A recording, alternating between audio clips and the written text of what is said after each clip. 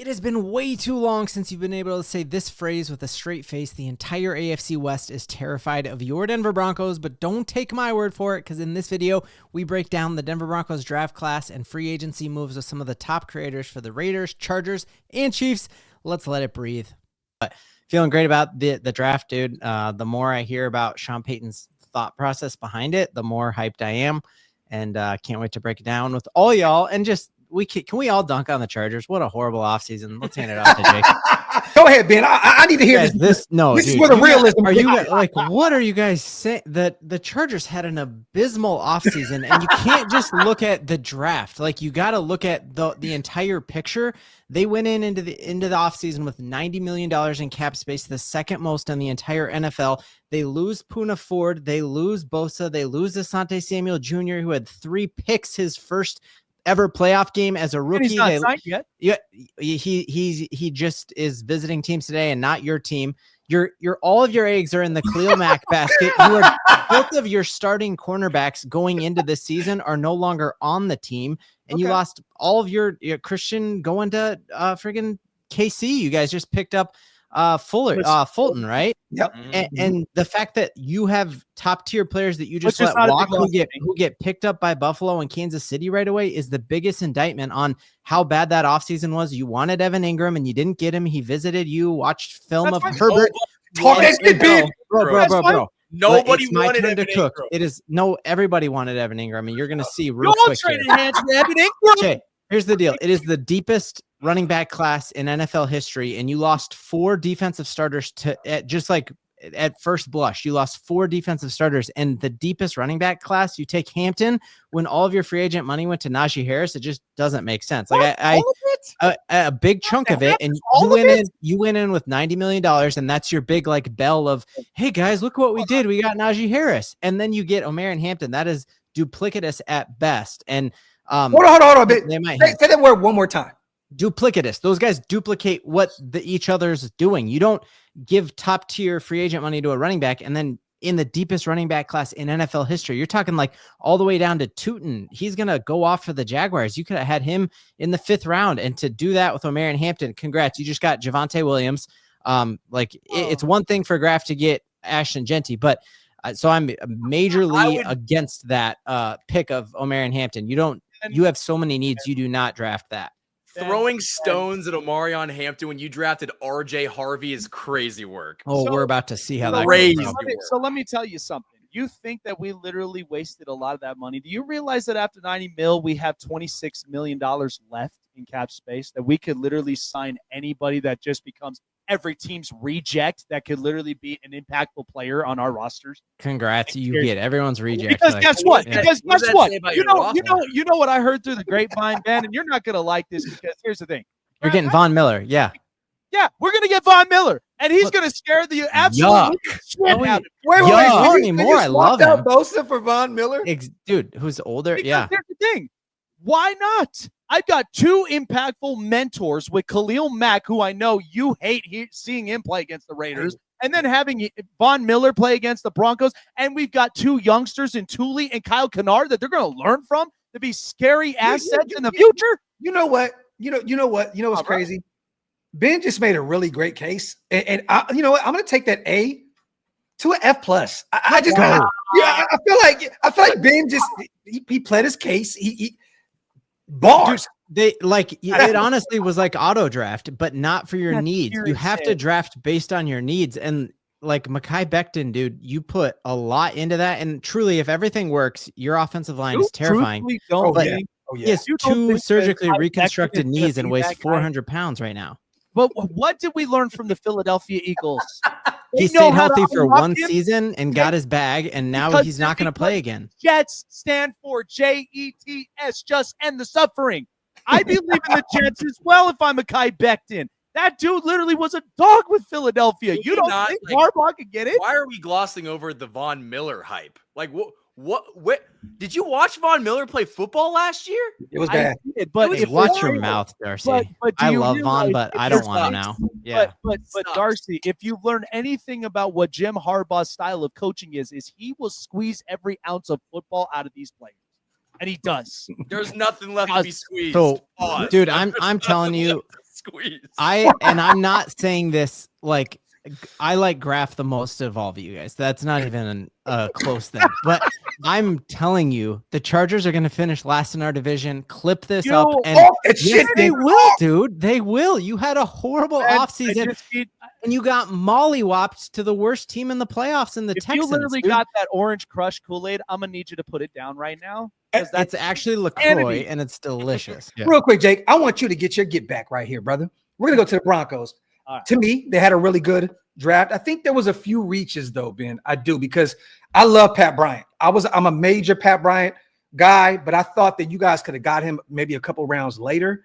The young kid out of Illinois, big body guy. I love his sparring partner, Zachary Franklin, who's a Raider now. We got him as a UDFA. But Denver went out there and got Jahdae Barron. I know some people thought, and I know Ben was a little kind of like, what are we doing right now? I thought that was a phenomenal pick. It's going to be very, very difficult to throw on that defense. With him, Pat, Surtain, I mean, this is going to be a nasty, nasty defense.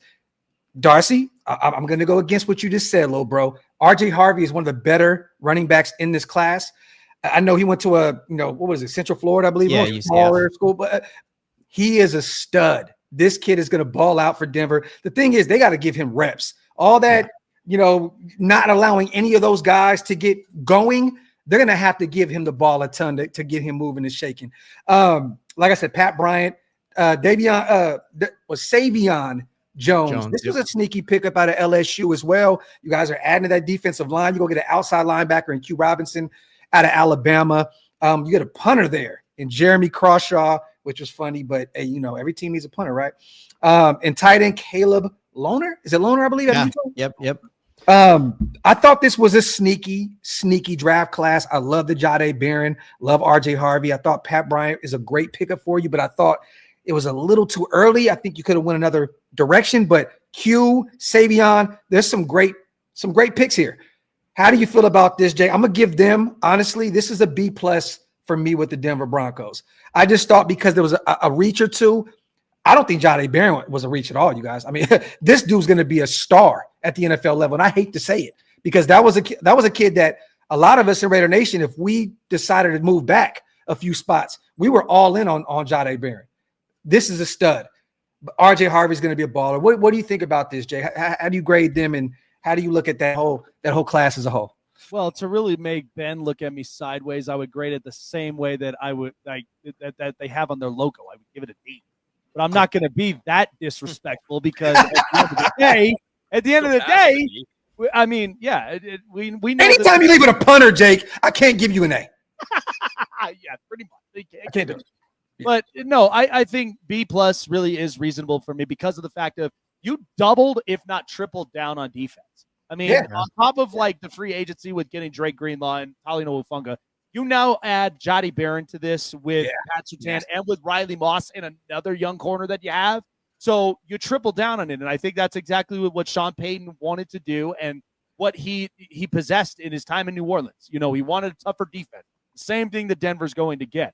To me, I kind of feel a little bit like sideways about the Pat Bryant, only because is he really going to be that impactful in that spot where they're going to put packages up there for him? That he can be impactful for Bo Nix in that offense, it's still questionable to me. But, I mean, RJ Harvey, I've been saying this to a lot of Bronco fans, and I'll say it to you too, is that is Sean Payton's Joker.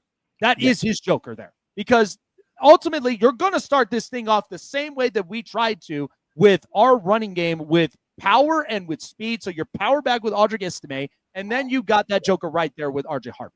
I mean, that's going to feed families.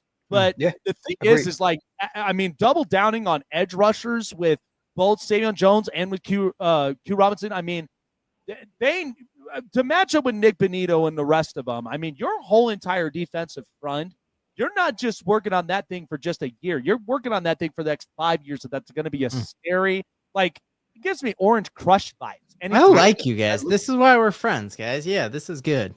And like I said, I was going to be very ready to tear down your donkeys, okay? But at least I had to be reasonable for that because it's all for viewers' sake. Darcy, man, get to the Ben energy, man. We need that. How do you feel about this Denver Broncos draft class? It's a C. Talk that shit, bro. Let's go. I think your best pick was Barron. I think Barron was your best pick. I think if to pair him with Surtain, like that's a fantastic pick. I don't want to say you guys reached in the first round because but there were other guys, especially when you guys thought you needed a running back in the first round. I saw your stream. You wanted a running back. I wanted, Jade should have been gone though at 11, 12, 13 range. Yeah, he was a top 10. Yeah. Yep. Yeah. So the corner, I don't have a problem with that. I know Graf's higher on RJ Harvey than I am. I honestly think that if you just pair him, and I just don't trust your running game. Like I don't trust your scheme to run the ball because I don't think that anyone has run the ball well in your system. And he's kind of undersized if I remember correctly. So I'm not like, I mean, I know he's like got a burst of energy, running back. But I'm not like super like floored with that pick. And, down to Pat Bryant. Like, is that a guy that really jumps off the screen to you as someone who could be an impact player? You got him in the round 3. He was a 4th or 5th round pick, according to most mocks. So it's like you reached at that pick. You got other guys, but you want to talk about like cookie cutter drafts, like Q Robinson. Like that's the people who did very little research into the draft that just kind of took the best player available in the 4th round. Like I'm not sure if any of these guys like really impressed me. And the punter, like, have fun. A 7th round tight end, he's probably not going to be very good. Yeah, he probably won't make that. Especially with Evan Ingram in the room. God, the GOAT. I forgot about him. Yeah, the GOAT. I mean, so we got a C there for the Denver Broncos. Can I teach you guys like everything you're missing? Because like, I don't know. I just play checkers. You guys are playing chess, or I think I switched that around. Okay. Y'all are way wrong because it was an absolute A+, right? So you guys also last year at this exact time told me that Sean Payton reached on Bo Nix, right? And he would have been there in later rounds. And he goes on and throws the 2nd most touchdowns ever for a rookie quarterback. And if it wasn't for Jaden Daniels' year, he would have been the best rookie quarterback in the whole class. And Sean Payton felt that exact way about every single dude he picked. And I completely agree. Pat Bryant, when I looked at average draft placement, he was way later, but Sean Payton came out immediately after and said he is Michael Thomas. One of the reasons he dropped on most draft boards was his 40 time wasn't good. Pull up the Illinois film. None of you could tell me who the Illinois quarterback is. I still don't know, and I've watched a lot of his tape. The fact is, like, he set records at Illinois playing in the Big Ten, and he's an animal. Like he truly is. And Sean Payton came out and gushed about him immediately, saying he's going to be the steal of this draft. He can play every position. One of the weird things last year with this guy, you remember Lil Jordan Humphrey we had? Mm-hmm. So he played on 50% of snaps because he was like a blocking wide receiver. Mm-hmm. And he's gone and he's a New York Giant now. And Sean Payton's like, see you later, because Pat Bryant's quote is, if you block, you get the rock. And his philosophy is like, I'm going to be a blocking wide receiver, and he can play the slot. He can play outside. He can play everywhere. You thought the Broncos reached last year on Devon Vele, and he had incredible numbers for a rookie wide receiver. So Sean feels good about it. And Darcy, to your point about RJ Harvey's undersized, he's an inch shorter than Ashton Genty. So he's not undersized. Sean Payton's compared him to Darren Sproles, and his athleticism and like undersized. Well, he's also like a all-pro running back, and but that's the thing. They compare all small running backs to Darren Sproles when he's the exception. He's but the outlier. He's a Sean Payton running back for a reason. And also, really quickly, you never say bad things that Sean Payton says, because he's not going to say bad things. He just blows smoke up all of your asses. Like, he's not going to come out and say, like, when was for him to be like, do you want him to come out and say, yeah, our 7th round pick, man, we just threw a dart at the board and hopefully it hits? Like, no. But like, when have I ever quoted? Remember, like last year when I was like, Sean Payton's the winningest coach in October, and you're like, no, he won't be this year, and he was. And I was like, hey, Sean Payton said we're gonna make the playoffs. You're like, you'll be lucky to win 4 games. Everything Sean said has come true, and that's why I'm like chugging the Kool-Aid, because maybe he just says everything. Like maybe he just says, he doesn't though, bro. He really doesn't. And the punter pick I thought was wild as well. I was like, we just got a punter, but the fact of the matter is he's like an Australian dude.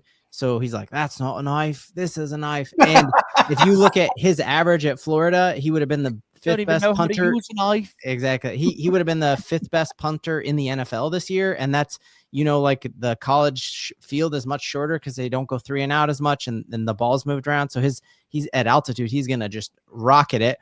And then our 7th round tight end is the one I thought you guys were going to roast me for. Such a loner. he played 20. He had 20 targets all year. And he played Division I basketball for 3 years and ended up transferring and just played 1 year of football at Utah. And Sean Payton's like, yeah, that kind of reminds me of guys like Jimmy Graham and Antonio That's Gates. just ridiculous. And that is ridiculous. That is ridiculous. We're fixing to find out, bro. Like that's we don't even need to wait. Ben, we don't even need to wait. He's not going to be good because he's with you guys. You guys, he's not going to be good because he's with you guys. Darcy, you beat us by a blocked field goal and you got destroyed by us. I don't know how you're talking in this kind of like condescending voice. And listen, you got a lot. You got a lot. You have a like if you're gonna hype up and drink that Kool-Aid so much, you're gonna have a lot to prove to us that like that is gonna be facts at the end of the day. Because my only fact is that Bo Nix is still the baby duck next to Justin Herbert. So you better be prepared for that. Get ready to learn sophomore slump, buddy. Guys, you said get ready to learn rookie bust, bro. I can go on what he's done, and he played a better playoff game. He played a better playoff game than Justin Herbert, who ended his season with 4 interceptions against the Texans, bro. Listen, and like at the end of the day, we're all losers. None of us won the Super Bowl. And there you have it. That group and I are going to go live at least once in a week. We are still trying to determine the date, but I'll do a better job of letting you know ahead of time so that y'all can be there in the chat. Have my back. If you like the Broncos, it does help me and the algorithm out a lot if you would like and subscribe. Hope you have a great 3-day weekend. The Broncos are back, and that's something we can all believe in.